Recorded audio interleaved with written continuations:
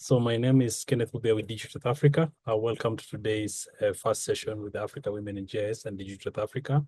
We will provide a training in English, French, and Arabic later on by our colleagues. And the opportunity here is to be able to see how we can use our platform for the greater good and how we can support natural resource management. I wish to ask the introduction from my colleagues, Juliet and Dr. Noah. Thank you.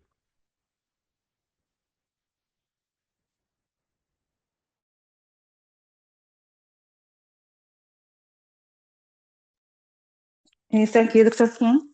Thank you all for joining us today in this training session for our collaboration between Digital Earth Africa and the African Women in GIS. We will present today in 3 different sessions. The sessions in English and the French and the Arabic session. Hope you will benefit from this sessions and have educate informations about our community, African Women and GIS, and this is Digital Earth and Digital Earth Africa, and join our program. Thank you so much. Thank you, Dr. Noah. Shukran. Juliet. Hi, good afternoon, good morning, good evening, everyone. My name is Juliet, one of the co-presidents at African Women in GIS. I will be making the presentation shortly after the member from Digital Earth Africa should introduce himself. Thank you.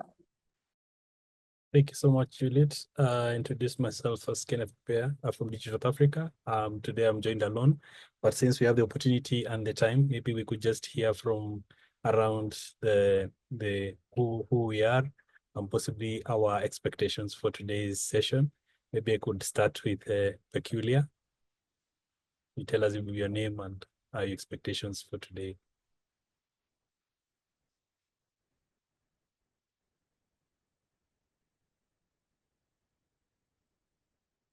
Or whoever wants to go first as a volunteer.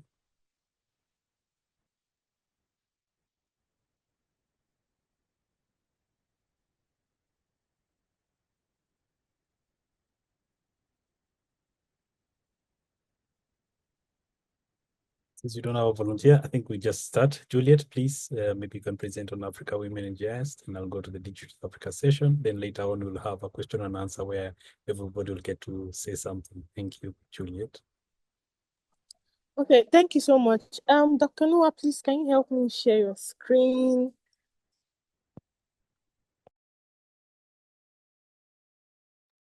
Okay, one.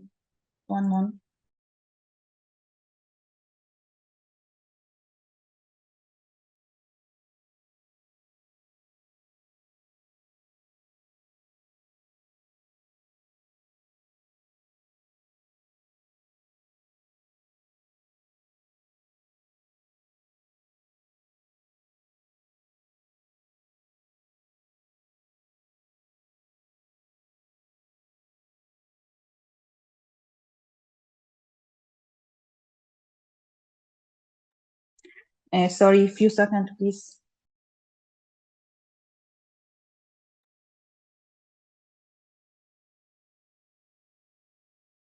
So thank you so much. I think in the meantime, my colleague Joseph wants to say something and introduce himself to the team. Professor Joseph. Thank you, Kenneth. Good morning or afternoon, everyone. I'm Joseph Tushimire. I'm part of the Africa team, and I'll be collecting the same session from 2 hours from now, and that will be in French. Thank you. Nice to meet you. Merci beaucoup, Joseph. So we're waiting for Dr. Noah to do presentation on the African Women GIS. And also we asked for volunteers maybe to introduce themselves, to tell us about themselves and maybe expectations.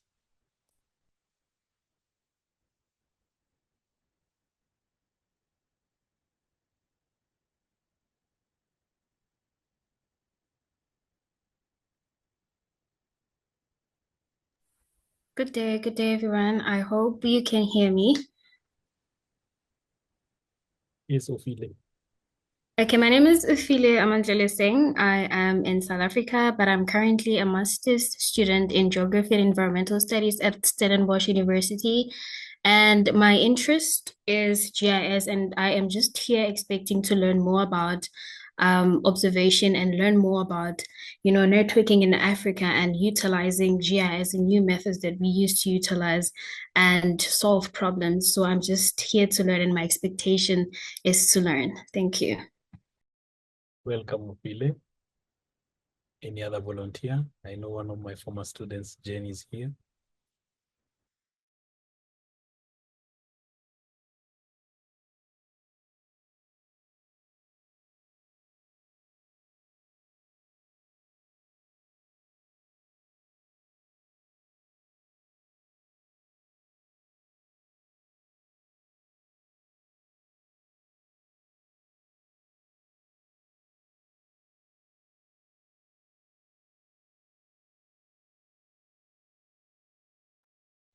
Juliet, you can start now. Okay, thank you everyone that joined. So we are African women in GIS. Next slide, please. Dr. Noah, next slide. So we have our amazing volunteers. We have the coordinators for each zone. As you can see, their names are on the screen. We have for West Africa, we have for South Africa, North Africa, East Africa. And we also have other coordinators. We have the mentorship coordinator. We have each coordinator for each country. Then we also have our community project manager. We have our community events and training coordinator. We have our graphics designer, and we have also Kenyan's country coordinator. We have Nigerian country coordinator and Egypt country coordinator. And we also have Nigeria, North African zonal project manager. And we also have the North African events and training coordinator. Next slide, please. So myself, Dr. Nuwa and Olabisi, we are the administrative team in African Women in GIS. Dr. Nuwa and I are the co-presidents. Then Yemisi is our able secretary. So we, as a team, we have been leading together with the coordinators. We have been handling the affairs of African women in GIS. Next slide.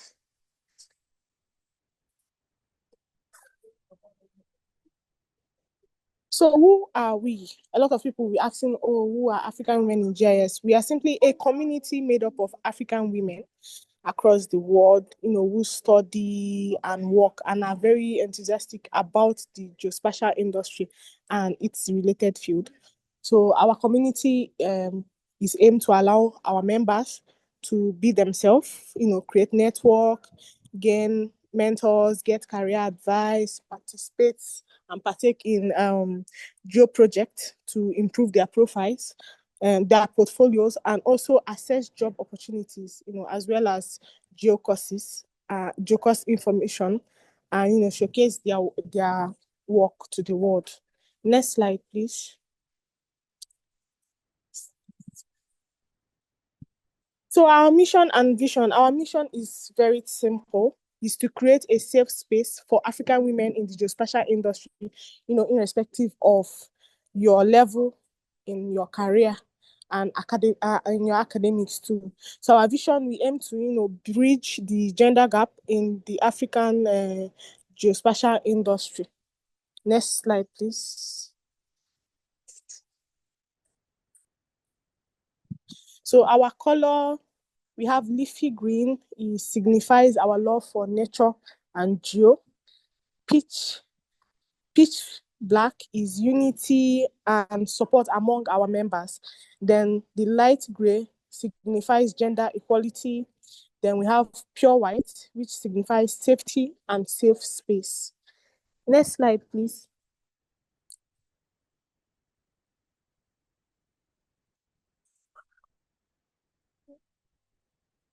So why do we exist? We exist because why our existence? So we know that this industry is male dominated, and we have lack of female role models and career guidance, and we have inaccessible GIS job information. Then we have inaccessible and unaffordable GIS events and courses. We all know that to attend some GIS events, it costs a fortune most times. And we also have lack of GIS potential awareness, and also lack of grassroots awareness. We all know that. Next slide, please. So our history. In July 2017, Mrs. Dr. Chidema created her community, that is Women in GIS Nigeria. Then Sienna, in April 2019, created her own community, Women in GIS Ghana. So in June 2019, both Chidema and Sienna met together on LinkedIn, and then they discussed about their communities and industry challenges. So in October 2019, Sienna and Chidema merged their communities together to form African Women in GIS. Then January 2020, African Women in GIS was made public and was born. So next slide, please.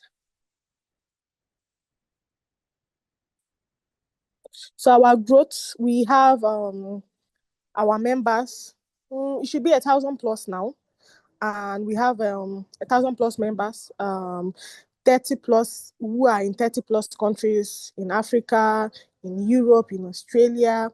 So we also have 12,000 social media followers. Next slide.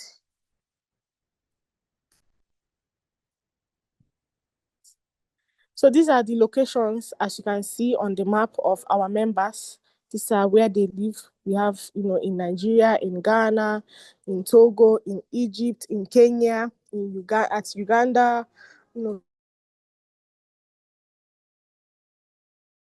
people who live in the US, Canada, China, we are all across the world. Next slide, please.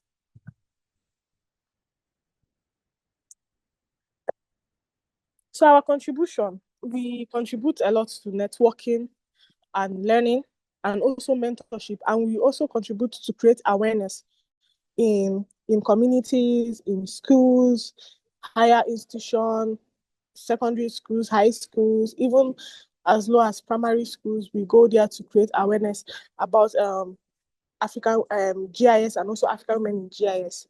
Next slide, please.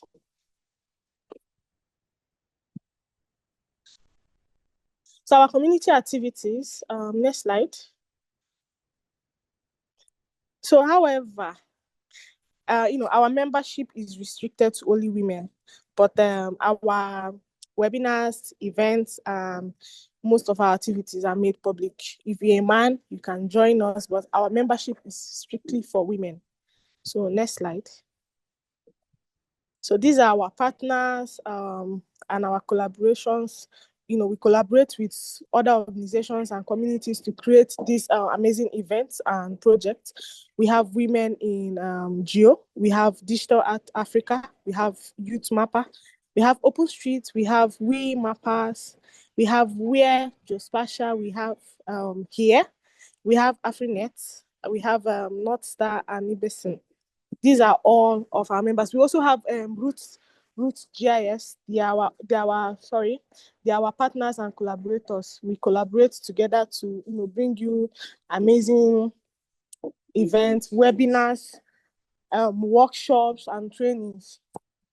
Next slide, please.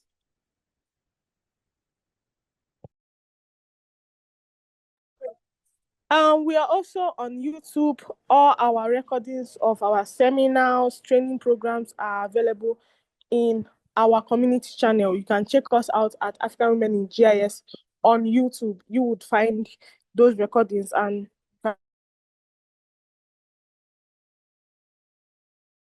can do well to listen to it and help yourself as well. Next slide, please. So we had our first informal meeting of our members in Ghana. This was I don't know which particular year, but this was of recent. We met up with some of our members in Ghana, and we hope for more meetings too. So we also we also went for this program, this conference in Nigeria. I think African Space. We went there. We were live at Abuja, Nigeria, at the Landsat. So for people that attended that conference, Joseph would bear witness because Digital Earth Africa was also there at the conference. So we are not just an online community, we are a physical community. We go to conferences, we go to events. We also went to a series user conference in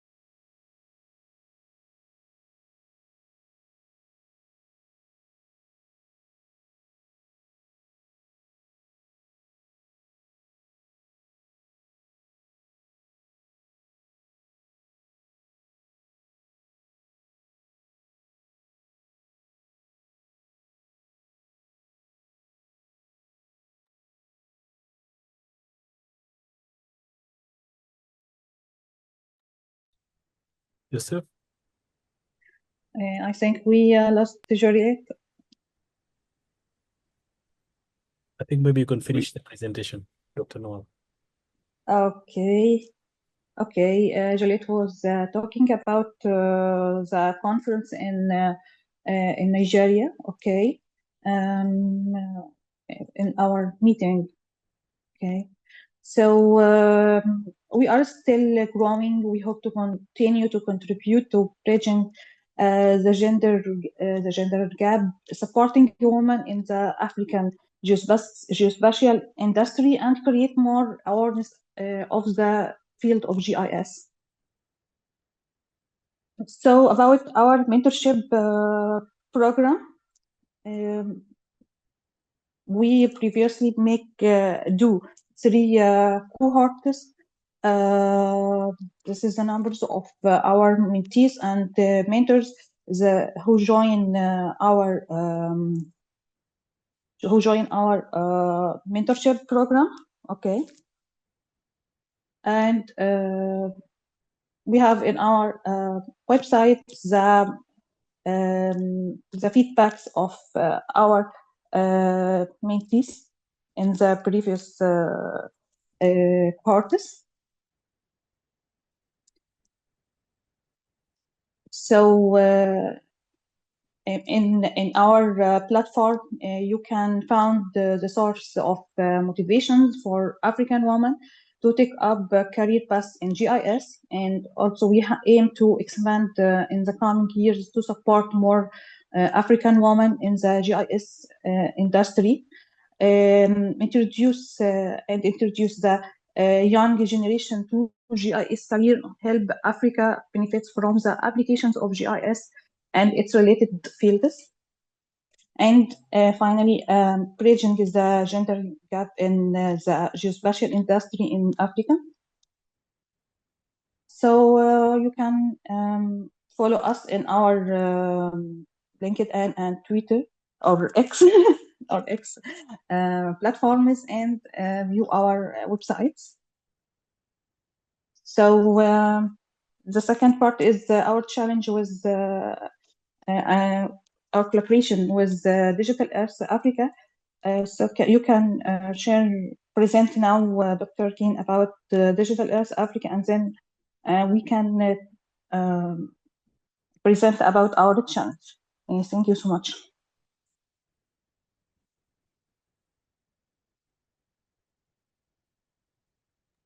Thank you so much, Dr. Noah, for the presentation from Africa Women in GIS, and from Digital Africa, is to provide you an introduction to the platform and how you can use it for your projects. I believe this will be the next few months. You can see how to use this program, especially once we give you an introduction to the platform.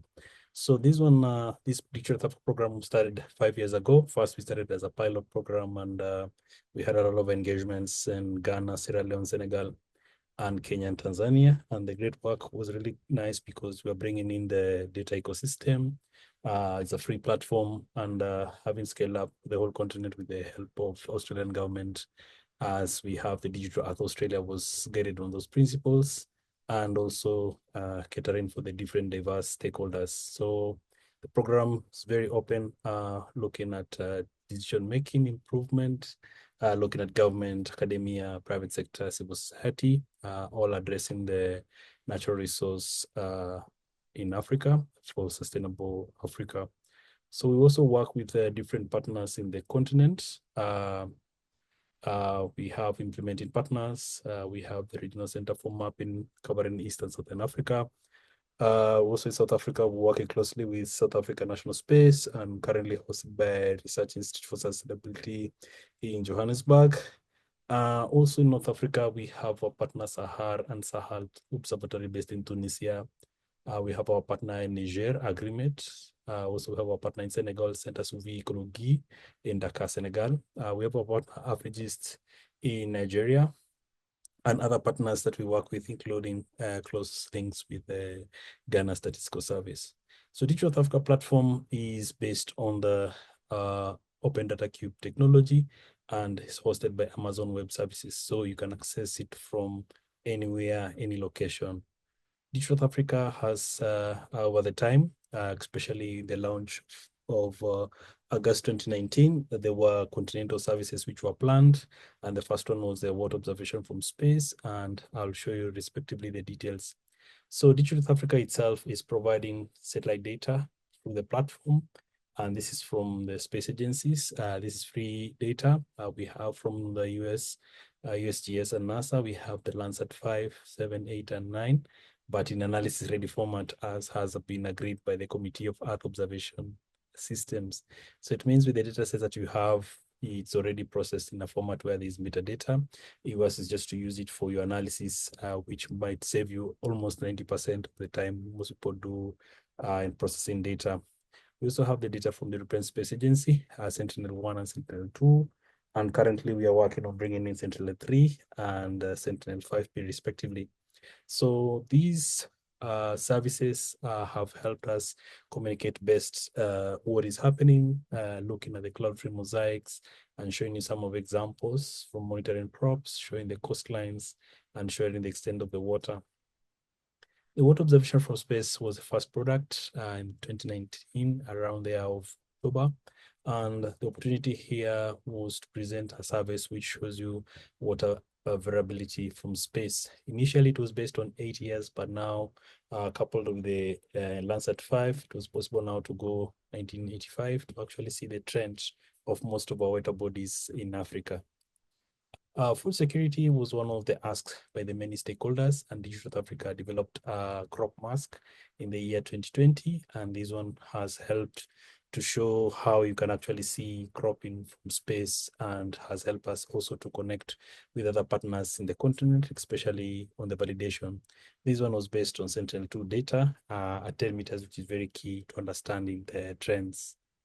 Digital Africa also developed the Digital Africa coastlines, borrowed on what we have, Digital Earth Australia. And here the key message was to work with partners in the continent in terms of validation and in terms of the work that they have already done.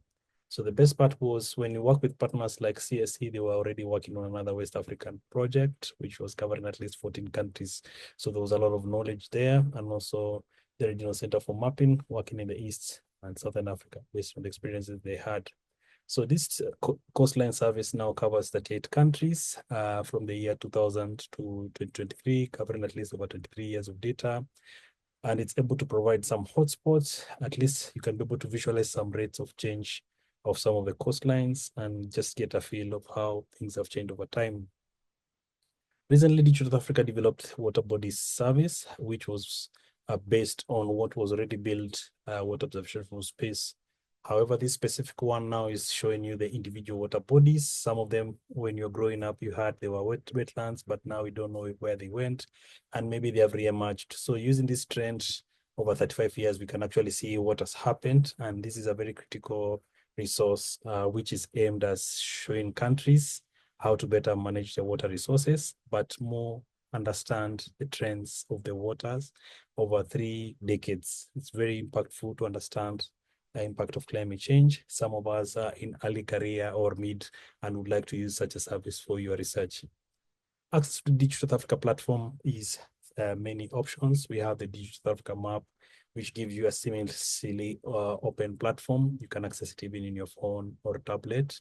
And here you don't need a lot of knowledge or Earth observation knowledge. Even we bring in people from different sectors and able to navigate, and even the journalists are able to see the trends which are there.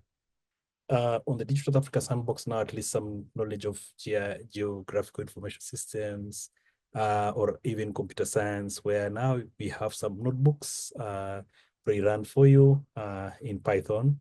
But mostly yours is just to change the extent of your area and perform an analysis, which may take less than 1 or 2 minutes, really impacting our research. You can access our platform through other GIS software programs. You could be having a QGIS or Esri program or other services as well. Also, we have free online learning platform, which is very nice, where you can actually start up and get a certificate of participation and also get more knowledge. I wish just to show you how to access the Digital Africa map on the digitalafrica.org website. You can see the Digital Africa map, and here you can just navigate the different data sets that we have. We have the satellite images like the Sentinel-2. Every 5 days we have it for a different region. And of course, the caveat of cloud cover, you have to really navigate, especially now going to Ghana, Accra, for example. You can see, you can filter by location, and you can see how the cost has changed. You can change between different bands, even without downloading data. You can navigate between 2 different dates, looking at dates in February or January, quite cloudy, but at least January we have something for you. You can change the indices, for example, vegetation index, and see how country has grown. The water index, you can see even Wager Reservoir and other dams near in Accra. We can also look at the different indices, water quality one, just looking at some of the water bodies from space. You can even look at a scene classification, just giving you an idea of what is land and what is water. Going back to the vegetation index, also the forest color composite, which gives you an idea of how you're able to differentiate different features. The good thing is also you can do a comparison on the fly without downloading any data. It's very key, a value proposition for people to join the program or actually use it for your research or for your work. And of course, you can always create a link to your work, such as a story map, courtesy of the Esri story map, which is very key because you can generate just a link and you'll be able to share with others. Or even you can create your own story map showing you your journey and how you are comparing some cities or water bodies, different coastlines. So looking at the background of GIS, this GIS field, people are really moved from desktop to things a little bit more online, and even possibly you could be doing such a project and you share with your professors, and we'll be really happy to see that you're embracing technology. We can also access, for example, other data sets, such as the water observation from space. We can look at the all water, which is a summary from 1985, looking at Wager Reservoir and other Volta, and the other one which I try to pronounce, Lake Busumtui in Kumasi. Going also to Dakar, in Senegal, we have Lake GIS, the very critical water resource. Just moving also to other countries without any bias, just showing you like one of the desert lakes in East Africa, Lake Turkana. We can also move one of the best in Southern Africa, where there's been quite a lot of impact climate change. And one of them is Lake Ngami in Botswana, part of the Okavango wetland system, has really dried over time. And we are working with a researcher at the University of Botswana, Dr. Kilobo Mfundisi, and we were able to unlock quite some insights. So we can also showcase the water observation from space every year. And now with this one, now you can actually see what happened in 1 year or what happened in the previous year. Like this one, it was really dried. So actually the trend since 2019 has going down even as we talk about now. But currently we're experiencing now floods in most parts of Botswana because of the increased rainfall. So this trend for Lake Ngami, we saw it was every 10 years since it was dry up to 2009, then it was able to recharge in 2010, 2011. So we can unlock a lot of trends in most of the natural resources. So looking at the coastline, which covers 38 countries, we can see the different measurements. From the red, you can see retreat of more than 5 meters, and even again. So going to the coast of Durban, of course, hotspot areas, coast of Namibia, going to the coast of Gabon, Ghana, respectively, they go North Africa, Tangier, Algiers, and moving also to Libya, able to see some hotspot areas, and also Alexandria, also looking at Djibouti and Eritrea, and etc. Also, we can also look at other, we could look at vegetation, climatology is available. So this is just showing you the data sets that are available for you for your research. For example, since you'll be part of this mentorship program, I believe with your mentors, you'll be able to work on a lot, or also you'll also be able to teach your mentors as well what is happening or what is available. So just going to the Namibia, the border of Namibia and Angola, we have this Kibwana wetland. And here we can see example of cropping around this area, around the Okavango. But also we can also go to Zambia, around the southeast area where there's a lot of farming. So just gives you an idea of how you can navigate around, look at the crop mask, giving you a probability of cropping. And also in Southern Africa, you know, we have a lot of crop circles, especially from Zambia, Zimbabwe, and South Africa, a very good way of irrigation. You can see those crop circles as well, also borrowed from what we also have in North Africa as well. So you can look at the wet water sources and the farming itself. So you can have a very good correlation of what is happening for your research purpose.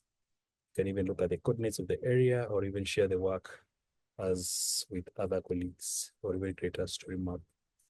So we can also look at how you can load other sources of data, but this is just on the Digital Africa map. For example, looking at Lake Caribbean, which was really dried over time. We could load the water bodies, and it's within the water, so the surface water bodies. So this one now gives you the averages of those small water bodies, but now it needs a very small, like individual water body, specific pixel. So now moving now to, for example, north of Zambia, we have Lake Benguela. You'll be able to see that this area has actually 3 lakes. So look at the trend of one particular lake just in the background and see how it is. This particular one now, Lake Benguela, you can see its trend based on the water bodies surface, giving you an idea when it dried and when it was peaking. And you can share all this data as well, or work with other partners. You can also change the base map in the background, etc., etc. So that was just the Digital Africa map, where we all start somewhere. On the Sandbox side, this is a platform which enables you to access these Jupyter notebooks. It's free sign-in. I think with those who are registered, I tried to sign you up so that now from here you can say if you have any challenges, or just help you to start with your work. So we in the sandbox, we have pre-run notebooks covering different topics, from the data sets to the real world examples where we could look at water or crop health or vegetation or irrigation and so on and so on. So here, let me just show you a small demo as well, going to the platform and also accessing now the sandbox, free registration with your Gmail or any other email that you prefer. You'll be able to see your sandbox with your own email. No one can see what is on your site. It's free registration and you're able to access at least 32 GB of RAM, which is very nice for your work. And from there now you can be able to see specific folders and you can work on your notebooks and save them with your own unique name. And the next time you log in, you'll find them. Then we have the GitHub as well, just giving you a background on how the Digital Africa team has worked internally, especially the science team, in developing these amazing notebooks. And where some of the notebooks are not available, we're able to co-develop with you in terms of use cases, which is very key. So the program, we've had amazing work over the last 3 or 4 years. So let's maybe share some of the stories and how people are using it. So you could look at critical water resources like Lake Chad and other water bodies, looking at mangroves, or looking at the various developments that we have. So just as an example, how you can use the platform, we could look at crop productivity from space. So crop production means that you use the platform, you use some of the notebooks, you use Sentinel tool, and get the vegetation index over time, and even look at anomalies, and even look at other opportunities like wetland insight tool, which gives you an idea of how the wetlands have changed over time. The next one is an example of forecasting vegetation, where we worked with one of the researchers who did his PhD in Zimbabwe, and sharing this notebook with other stakeholders. Most people expressed the idea that, oh, why not get the vegetation of the next 2 months as a probability? Then with kind of work you do, you can always extend this to cover more months. Then also looking at vegetation anomalies, very key. So this anomaly service initially was based on Landsat, but now the program adding Sentinel 2, so you can generate this every month. Climatology, for example, imagine what you could showcase for what is happening around Angola. You could see quite drying times and different dates. And of course, you could see how the Sahara is changing over time based on different months. So it's a very good critical resource, and even you can generate climatology for country level or month level with your dataset. You can also use the water observation from space on your sandbox and generate some of the interesting work. Like this one is for Lake Baringo, showing you the extent over time and just plotting it with the Landsat data of water observation from space. Also, we had the example of working closely with our partner AWIGIS in Nigeria, Ife, and we were looking at flood mapping around Lokoja, and we had specific dates around July, and we were able to unlock a notebook which can show you this example, and you can use it for any country. So it actually adds up data on land cover as well to show you how vulnerable communities and the extent of the flooding itself as it occurs. So it's a very good resource to see what has happened over time. Different times, different months, and the situation as it occurs, we can unlock that potential. Urbanization is also key for most of us. I can see maybe looking at one of the cities in the continent, we have a notebook on urbanization, which shows you the growth, and you can be able to pick out the size, the dynamics, where there's growth and where there's decline. Also, the program has worked closely with the Sahel West Africa Club, or OECD, trying to map the urban green spaces. So there's already 2 notebooks. So this one will be shown in our live sessions in the coming month of March. And it will be very interesting to see how you can look at different cities and see how they're doing well on their green spaces and how the different policies are helping the different countries.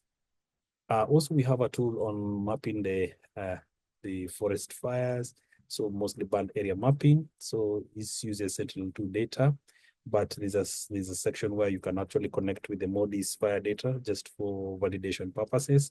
And we've been able to showcase like different examples, but this is based on your local knowledge of the events that occur.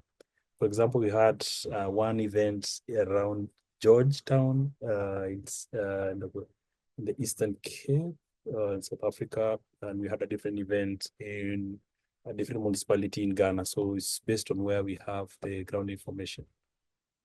In South Africa, we worked closely with the biodiversity network, where our datasets was incorporated in the coastal risk and vulnerability map. And here we were showcasing the impacts of flooding in KwaZulu-Natal, especially when it happens, based on those cyclones and events. We could actually pick on how it correlates with the Digital Africa coastline data and how people are more vulnerable. Going back to Nigeria, we worked with our very own champion, Dr. Jokotola Mbiji, who was part of the cohort of the mentorship program with Africa Women in GIS. 2 years ago, she finished her PhD from University of in New Zealand, and also she continues to share some of her work. So some of it was more of the mapping of mangroves in Niger Delta. Then later she was working on floating debris, how you can monitor floating debris from space. So there's a lot of work that everyone in this connection, you're able to do a lot of work for your work and also publish and also share with the user community. The Digital Africa coastline data has been very useful, and through a partnership with Esri, we've been able to have a dashboard which shows you at country by country how the coastal area has gained or retreated, and also shows you the impact of people who have been affected in those different countries. So as you remember, then this covers 38 countries, the coastline data, and you can see most those colors where there's a lot of vulnerability. So also on the other side, just showing you an example, we're working closely with our partner Observation Sahel in Tunisia. We are working towards land degradation. I'm working closely with OSS and AWIGIS who were able to co-develop a model on land degradation, which is also key or could be one of your research interests in Africa. So we already have a course developed on the same, but we're also working with the Sahara and Sahel Observatory actually this year to work on soil organic carbon mapping, and later we'll be able to develop something on a land degradation notebook, which can give you more insights. So a similar narrative would be like this, looking at Burkina Faso over the last 5 years. You can see areas which have been first spotted, especially around Ouagadougou, maybe a lot of urbanization and areas being left urban and bare because of development. Our partnership with Esri has really grown, and I've seen Pauline mentioned in one of she features a lot in the Africa Women GIS talks, and her and her team have been able to share the amazing tools they have on the Africa Geo Portal, and where they have brought in Digital Africa data, as well as some of the tools to show how to use some of the tools. And this particular example, we had something on flood monitoring, and also extending our partnership with the International Water Management Institute. We've been able to be part of their program called Digital Innovation for Water Secure Africa. And in this particular program, we've been looking at these countries, and we've been looking at training people, and also we co-developed a model and some of the use cases here on more water basins, irrigation, et cetera. And also we co-developed a model where if you can actually exploit, you'll be able to see some of the methodologies which have been introduced. We have something on evapotranspiration statistics. We also have something on rainfall. And finally, we have something on soil moisture in irrigation farms, which is very nice for kind of a research. So the online courses were co-developed with our partners in the continent, and we started them in the year 2020. And it was more of co-development, started with the introduction, and over time, we've been able to add more modules. So just to show you a presentation on the background on how to access the training and help, the modules are there. You could even see the use case form. And if you click now on the introduction to the sandbox, it will take you to the Digital Africa learning platform. which is based on OpenEDX. And also we've worked recently with our partners to do some uplifting of the models so that now they look a little bit, they feel will be having a better user experience. So we have over 16 modules, courses in English and French. And you can imagine if you could have some time to explore the courses, you'll be able to receive a certificate of participation also that you might share also with others, especially some of you on social media. You can share some of your achievements, which are very key for your career growth and development. And also the more you do the courses, the more you are impacted with the knowledge on how to use the platform. So these are many ways of connecting with us. The Digital Africa live sessions we share with you shortly after this recording, the links, and also recognizing the partners who've made this program a success, student government and Helmsy Trust and other partners, and even partners like Africa Women in GIS who've brought this program to their stakeholders so that they can actually grow their membership and close that gap in accessing of Earth observation.